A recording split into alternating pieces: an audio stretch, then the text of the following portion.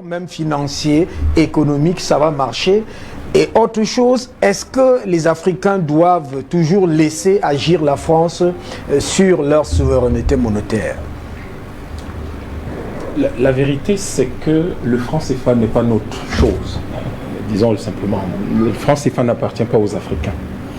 Ça, c'est la première chose. Et l'éco n'appartiendra pas davantage aux Africains. Parce que si l'éco était une propriété des Africains, de nos frères d'Afrique de l'Ouest, c'est eux qui en parleraient. Ouais. À partir du moment où c'est un conseil des ministres qui en parle, ça veut dire que ça appartient aux Français. D'ailleurs, le franc CFA a été créé en 1945, il n'y avait aucun Africain quand on créait le franc CFA.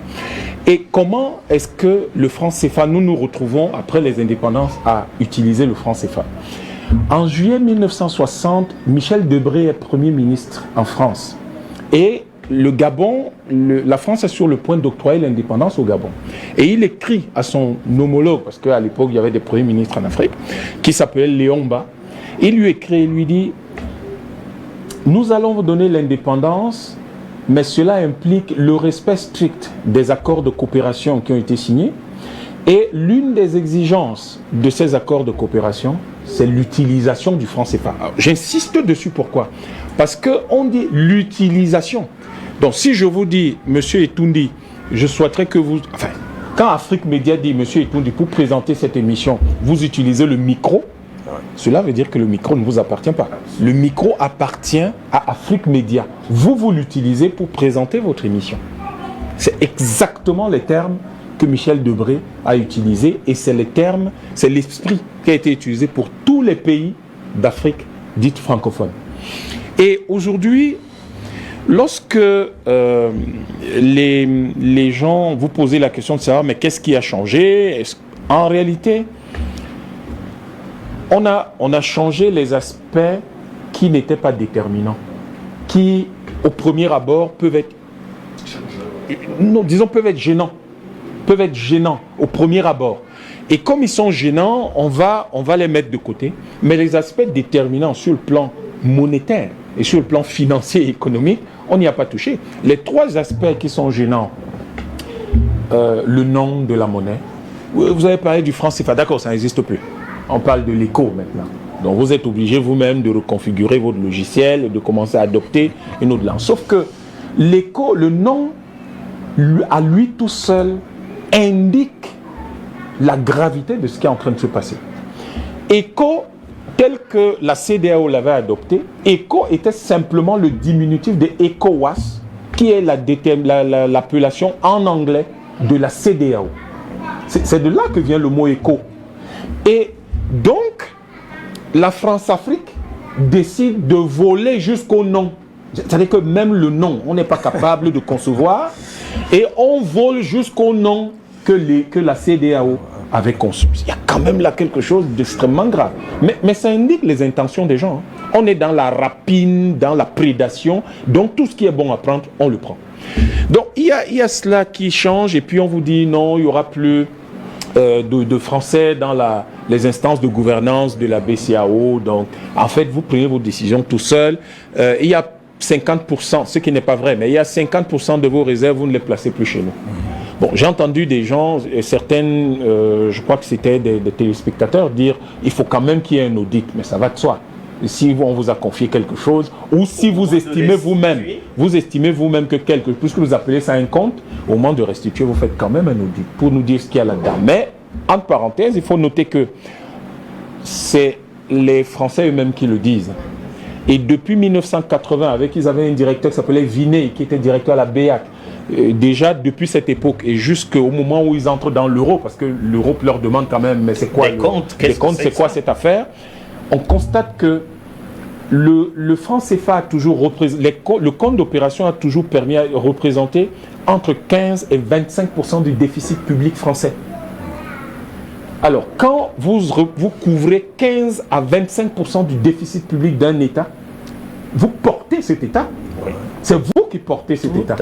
Et ces comptes d'opération étaient replacés sur les marchés. Il y a quelqu'un qui l'a expliqué tout à l'heure. Et nous, on avait une rémunération, quand elle est bonne, elle est de 0,75%, alors que quand nous empruntions, on nous empruntait à 6%, 5-6%. Mais quel est l'intérêt d'aller emprunter à 6% ses propres réserves que vous vous rémunérez à 0,75%. C'est quoi cette affaire-là? Enfin, si c'est pas, comme on dit chez nous, si c'est pas de la sorcellerie, expliquez-moi de quoi il s'agit. Alors, donc vous avez cette affaire, mais allons sur les deux éléments qui sont essentiels. La parité fixe et la garantie. Et au passage, signalons que l'activité de fabrication des pièces et billets de CFA représente 40% de l'activité d'impression des billets et pièces de la Banque de France. 40%. Donc, quand vous avez ce genre de choses, vous ne lâchez pas l'affaire. Vous avez un marché, non? C'est un marché sûr. Oui. Mais quel économiste ne jubilerait pas, quel homme d'affaires ne jubilerait pas s'il a un tel marché garanti À vie. à vie? 40% de toute l'activité d'impression des pièces et billets de la Banque de France. Donc, personne ne veut lâcher un tel marché. Les éléments que sont la parité et la garantie, parlons-en. La France va vous dire, bon, désormais, nous, on vous garantit votre... D'abord, on n'a jamais sollicité cette garantie qu'une seule fois. Depuis 1945. C'était en 1994, et d'ailleurs, la France nous a lâché. Puisqu'on a dévalué. Enfin, puisqu'elle a décidé, elle, de régler le problème qu'elle avait avec l'Allemagne et de dévaluer. Donc, elle nous a sacrifiés et elle n'a pas respecté ses engagements. Tout à fait. Parce qu'elle était censée couvrir nos problèmes, nous apporter le soutien qui était dans les accords. Elle ne l'a pas fait. Il y a eu plutôt d'évaluation. Mais c'était le seul moyen pour elle de reconstituer la compétitivité de ces entreprises par l'achat à vil prix de matières premières. C'est ça le mécanisme de garantie. Et donc, on n'a jamais bénéficié de cette garantie. Et il se trouve aujourd'hui que on nous dit la France va quand même garantir votre monnaie, mais même si les réserves ne sont plus en France, faites attention. La garantie, je crois que peut-être Basile King va peut-être confirmer plus tard, mais la garantie, c'est un service financier. Et ce service se paie. Il se paie. Ce service se paie. Donc, ce n'est pas une question, c'est pour ça que je vous ai dit des aspects gênants, mais qui ne sont pas déterminants. Le fait de déposer les réserves là-bas, sur le plan symbolique, c'est quelque chose de grave que de prendre, comme il l'a expliqué tout à l'heure, vos avoirs et de les confier à quelqu'un. Et on a vu l'impact sur l'économie française. Mais de l'autre côté, cela veut dire que pour que je puisse garantir votre éco, là, vous allez me payer tant. Et cela veut dire, d'autre part, que je suis libre d'accepter de garantir telle ou telle opération. Et cette liberté me donne en réalité le contrôle sur votre économie. Je suis d'abord rémunéré, mais ensuite je contrôle totalement votre économie. Je m'assure que la garantie que je donne, je ne risque pas. Non, au-delà même de ne rien risquer, je m'assure qu'elle me rapporte quelque chose. Tout à fait. Parce que si ce n'était même que le problème de risque, à la limite ça passerait. Mais je m'assure qu'elle me rapporte. Mais pourquoi est-ce que je voudrais vous assurer la garantie et gagner moins que ce que je gagnais avant? Je ne vais donc jamais gagner moins, je continue à gagner la même chose. Et donc, je vais le faire et je contrôle votre économie, je contrôle vos choix stratégiques et économiques, je détermine donc la vitesse et l'envergure de votre économie et je décide de qui sera votre partenaire économique et financier. Voilà ce que ça signifie lorsque c'est moi qui vous apporte la garantie. Vous avez l'impression que quelque chose a changé par rapport au franc CFA. Deuxième chose, la parité fixe. Mais le problème de la parité fixe est l'un des plus grands scandales économiques entre le franc CFA, le franc français et l'euro. Parce que signifie la parité fixe qui nous a été imposée? Et je prendrai simplement, lorsque vous avez le franc français, entre 45 et 86 a connu 10 dévaluations. C'est la monnaie la plus instable qu'on ait jamais eue en Europe. Cela veut dire que comme vous avez une parité fixe avec cette monnaie, chaque fois qu'elle est dévaluée ou surévaluée, vous suivez le jeu. Sauf que vous n'avez pas le même niveau vous n'avez pas le même poids économique. Et donc, quand vous êtes plus petit, votre économie est plus petite, elle subit l'impact multiplié par un facteur qui est celui qui représente, qui est comme le comparatif entre vos deux PIB. Vous imaginez ce que ça veut dire. Et l'autre chose, quand on arrive à l'euro en 99, vous êtes obligés, vous, Africains de la franc CFA, et donc de l'éco, de respecter les critères de convergence de 3% qui ne vous concernent pas, pour lesquels on ne vous a pas consulté. Or, comme vous êtes obligés de respecter cela se traduit par un mécanisme de gestion bancaire et économique qu'on appelle la maîtrise de l'inflation. Et comme on va chercher à s'assurer que les maîtrises de l'inflation, donc que les prix ne s'envolent pas, et pour s'assurer que les prix ne s'envolent pas, en réalité, on va limiter l'accès au crédit. C'est pour ça qu'il est très difficile d'avoir du crédit bancaire ici chez nous. On va tirer sur nos banquiers ici, tuer nos propres frères qui travaillent dans les banques. Est-ce que c'est le problème? Ils ont des choses qui ont été arrêtées à un niveau où ils n'ont pas été associés. Et donc, ils font juste leur travail. Et donc, ces gens-là vont limiter l'accès au crédit pour s'assurer que les prix ne s'envolent pas. Sauf que la limitation de l'accès au crédit est la cause de l'appauvrissement des particuliers, des États et des entreprises. Puisque ces gens-là n'acceptent pas le financement. D'où la nécessité de s'endetter. D'où la nécessité. Vous voyez la réaction en chaîne. Donc, après, vous vous endettez davantage. Et cet endettement-là, le fond, c'est que, et j'aime bien cette ouverture parce que j'y arrivais, le problème avec l'endettement qui s'ensuit, c'est quoi? C'est que vous vous retrouvez avec cette grâce à cause de la parité fixe. Oui. Vous avez une appréciation permanente entre le dollar et l'euro. Chaque fois que l'euro s'apprécie par rapport au dollar, votre dette augmente. Oui. Chaque fois que votre dette augmente, vos propres réserves de change fondent. Tout à fait. Cela veut dire qu'en fait, vous vous appauvrissez sans rien faire, sans utiliser l'argent de votre cacao, de votre pétrole, de votre coton. Simplement du fait des mécanismes économiques, des mécanismes financiers, vous vous appauvrissez. C'est pour cela que la filière de coton, par exemple, au Burkina, à un moment donné, ils se sont totalement dépréciés. C'est pour ça que beaucoup d'entreprises chez nous ici, qui en fait ferment, et même nos gouvernements sont incapables de nous expliquer pourquoi ça a fermé. Ouais. C'est l'une des choses qui se produit. Et donc, au fond, qu'est-ce qui change lorsque nous regardons tout cela aujourd'hui? En fait, rien n'a changé puisque c'est les mêmes mécanismes et que le fond du lien entre le franc CFA et le franc français et l'euro, ça a toujours été en réalité la gestion de la parité fixe et la gestion de la garantie. Le reste n'était que des éléments, si vous voulez, des éléments secondaires. Je voudrais chuter par un point, s'il vous plaît, sur Moi, j'ai une relance avant de chuter, puisque, ben voilà, on a là le Nigeria et le Ghana. Qu'est-ce qui va se passer? Non, alors on avait deux projets. Tout à l'heure, j'ai commencé par vous dire, il y avait l'ECO, qui était le projet de la CEDEAO, qui date de 1980. Hein. Oui. Ce n'est pas un projet d'aujourd'hui, qui date de 1980. Ça fait 40 ans qu'on en parle. Et donc, je vous parlais d'un vol. C'est-à-dire qu'un projet qui se structure depuis 40 ans, on a volé jusqu'au nom. Jusqu'au nom. Et lors de la présentation du projet par des fonctionnaires du Trésor français, de la Banque de France aux parlementaires français, ils ont dit la stratégie de la France était de torpiller ce projet. Pourquoi? Si vous torpillez ce projet, vous continuez à maintenir un marché sûr pour vous. Une zone de débouché où vous pouvez vendre vos produits au prix le plus fort. Ouais. Parce que la voiture que vous achetez à Douala, vous l'achetez plus cher que qu'on ne l'achète en France. Oui, bien entendu. Elle vous coûte beaucoup plus cher. Ouais. Et d'autre part, c'est pour cette raison qu'à un moment donné, il y avait une filière qui permettait de vendre illégalement des voitures ici. Les gens sont des agents économiques rationnels. Hein. Ça coûte plus cher là-bas. Est-ce qu'on peut permettre de faire ça? Ça coûte plus cher au Cameroun. Est-ce qu'on peut prendre et vendre dans le marché parallèle ici pour faire de la plus-value? Le Nigeria et le Ghana ont posé des conditions simples.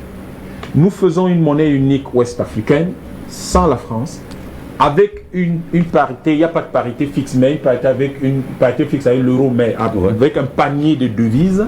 Il n'y a pas de garantie apportée par qui que ce soit, parce que nous garantissons nous-mêmes. Je vous assure déjà que la garantie qui était celle du franc CFA, ou qui sera celle qui a toujours été celle du franc CFA, c'est nos réserves de change. Hein. Oui. C'est pas que la France apportait quelque chose. Oui. Donc les Nigériens ne comprennent pas du tout.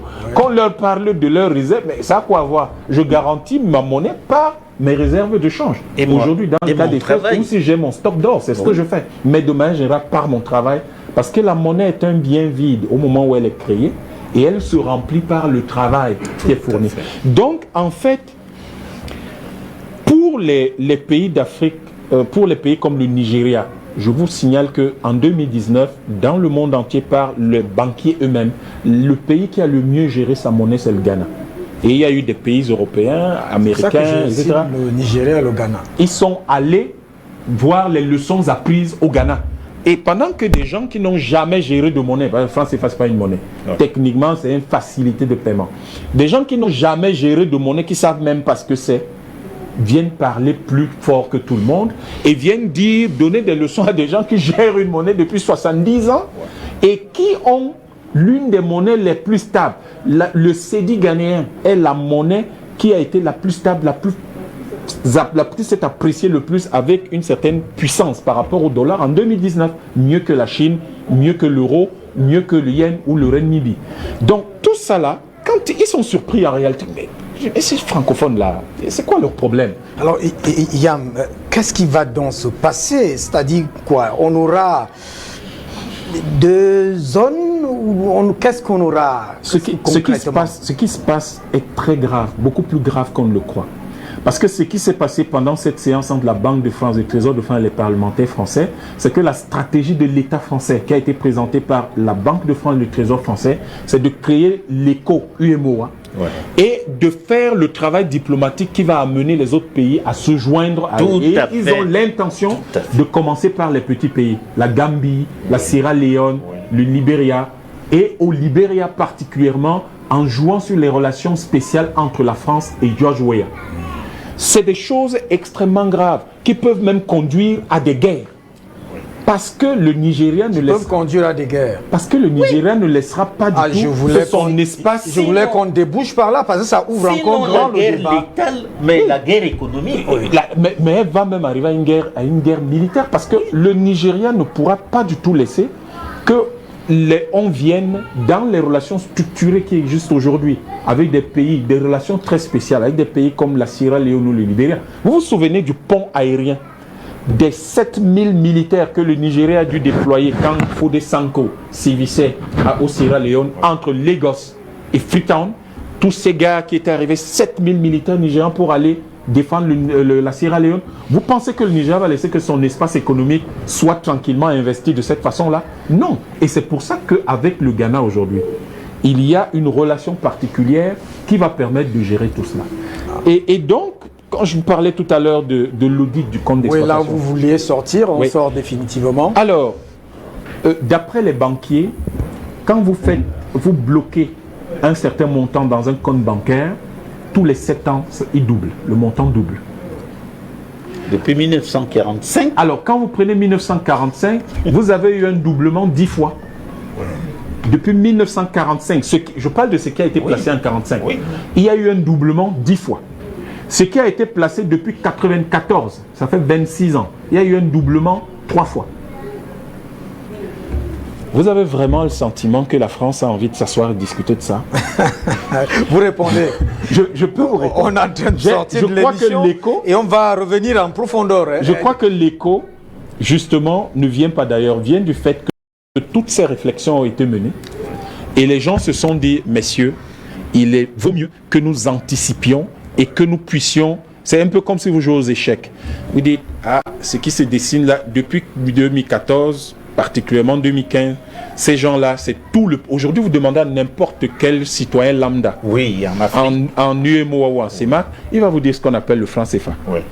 Donc, ils se disent comment on anticipe. Et il y a eu ce projet qui s'est accéléré, l'éco. Ils disent, mais attention, le Nigeria, tout le monde sait que l'éco va apporter à la zone d'Afrique de l'Ouest, qui représente presque entre 450 et 500 millions d'habitants, on sait que ça va apporter un accroissement qui va faire passer le PIB du Nigeria. L'éco venant de l'ECOWAS. Je parle de l'éco-CEDEAO, oui. Voilà.